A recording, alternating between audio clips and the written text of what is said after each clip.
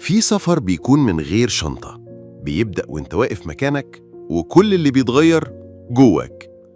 الرواية دي مش عن شخص راح بلد تانية، دي عن حد خسر بلده وخسر نفسه معاه.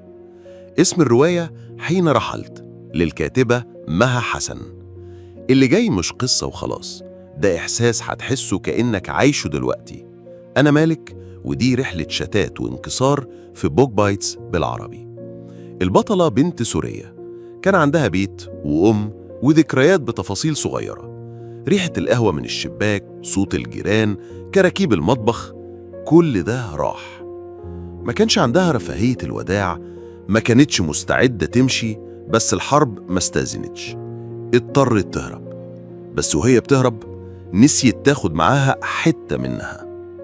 راحت على بلد تانية، ناس تانية، لغة تانية، وهي كانت سايبة قلبها في أوضة نومها اللي اتهدت. تحاول تبدأ من جديد، تضحك، تمشي في الشارع، تاكل من أكلهم، بس دايما في إحساس إنك مش هنا. كل ما تبتسم تفتكر مين كان بيضحكك، كل ما تشتري حاجة تفتكر لما كنت بتحوشي عشان تجيبيها لمامتك. وفي وسط كل ده كانت بتحاول تكتب عن نفسها، عن الرحيل، عن الغياب. بس تكتب لمين؟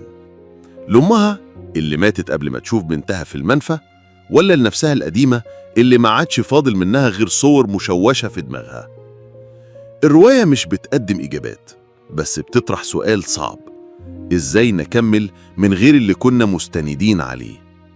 البطلة بتتنقل ما بين الزمان والمكان، ما بين باريس وطفولتها في سوريا، ما بين الملاجئ ودفع حضن أمها. كل حاجة حواليها جديدة، بس جواها كلها أسئلة قديمة وعمرها ما خلصت.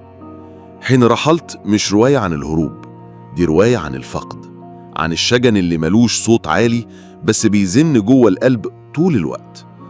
أنا مالك، ودي مش بس حكاية عن بنت سابت بلدها، دي عن كل حد اضطر يسيب حاجة كان بيحبها غصب عنه.